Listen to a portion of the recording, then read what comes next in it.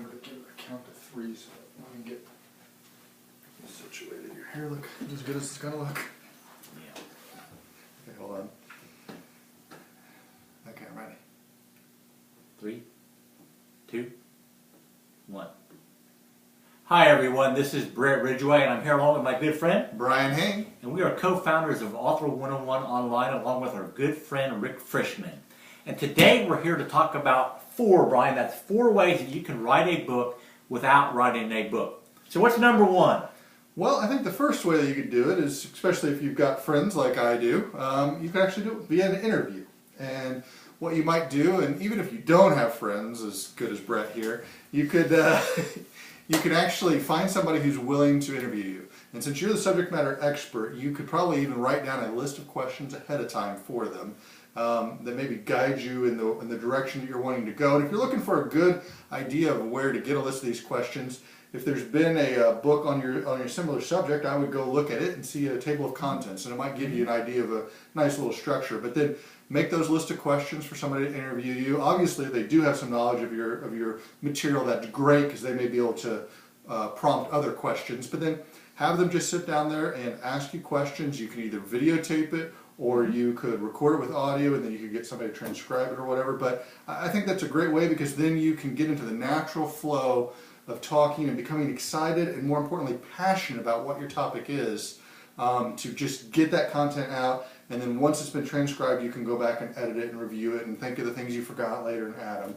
But interviews are a great way. Sure, and the second way, which is very similar to that, is frankly just talk your book. Maybe you don't even need to have somebody interview you, but you know what you want to talk about and you're not, for whatever reason, comfortable with a blank screen or a blank piece of paper. So you just turn on your recorder. We use the Audio-Technica 2020 microphones with USB hooks right into our computer, and we just talk. And the key, obviously, is because it's going to be turned into a book, Brian, it doesn't have to be perfect audio quality, although that's very good. Yeah. But then you take what you've talked and have somebody transcribe that, and then you probably have to do some editing to make it flow better and all that, sure, certainly. But if a blank sheet of paper or a blank computer screen just overwhelms you, talk your book. So it's kind of a similar slant on the interview process, but maybe it isn't one-on-one, it's just you talking to the microphone or whatever. Well, and I'll expand upon that a little bit. If you don't want to do it with a microphone, for instance, we're recording this video that you're watching right now on an iPad. So if you've got an iPad or something like that, you could actually record a video of it too, rather than audio if you prefer. Whatever makes you comfortable, I think, sure, is the point. And whenever you can become passionate about talking, like we did the book Mistakes Authors Make with Rick, and we actually jumped on a GoToWebinar meeting where we all just jumped on a webinar together. We didn't actually look at anything on the video, but we all just talked on the phone together and just said, hey, here's several things that I think need to be covered. And then we told stories about it, and then Brett came back later and actually cleaned it all up and made it pretty. So, all right, so number 1, again, was interviews. Number 2 was a slant on that, which is basically talk your book. So the third one is what I call repurposing. And what I'm talking about here is utilizing content you've already created, either in the form of articles or maybe blog posts, that you can then basically rework, and that can be the basis of your book. So if you've written a number of posts on a particular topic, pull those out, reorganize them, and they can be the foundation for a book because you have already written it. You've already done a lot of the groundwork that you need to complete a book out of that particular set of knowledge that you have. Well, I also want to point out, if you're taking that approach, which I think is great, and even if you don't, 2 ideas here. So if you're taking that approach, I love that, because that means that you've actually already had people out there reading your articles, and so you may already have an audience, and hopefully if you did it correctly, you have people who've opted in to see more of your stuff when they read those articles. As like if you're on one of our blog posts, you'll see everywhere we have how to opt in to see when we release more articles. So that would be a great way if you've already got a list of people who've liked your articles, that then, hey, now you're releasing a comprehensive book about whatever the topic. But the reverse of that is also true. However you decide to write your book, at the same time, you can actually have articles created about the topics in your book that you can be publishing some of those ahead of time. Sure. To actually be growing your audience and your list. So remember, it may take you a couple months, some people even a year or a couple years to write your book. Well, if you are actually doing your book, whether it be with an interview or whether it be speaking your book or however other ways we're going to talk about your sound, if you actually start turning those into little articles and putting them as blog posts, you can actually start gaining traction. You can see what people are interested in, Right. what keywords are important, and have people start opting in so that when you do finally release your book, you're not releasing it to just an empty room, you're releasing it now to a list of people who are already familiar Well, I think with the you. key here, Brian, is don't reinvent the wheel. To me, Yeah. a large part of your, quote, marketing should be content that you've already written. Yeah. So we recently released a book I did co-author with a couple ladies called ABCs of Speaking. And I'm releasing right now via various blogs a chapter at a time. Number one, it's sharing the content, but number two, it's hopefully driving them to the book to purchase the entire book because they don't want to wait for an article at a time to come out. So very, very good. So, And you actually jumped ahead to a fourth way that you can actually write a book quickly is you can actually do collaboration. sure.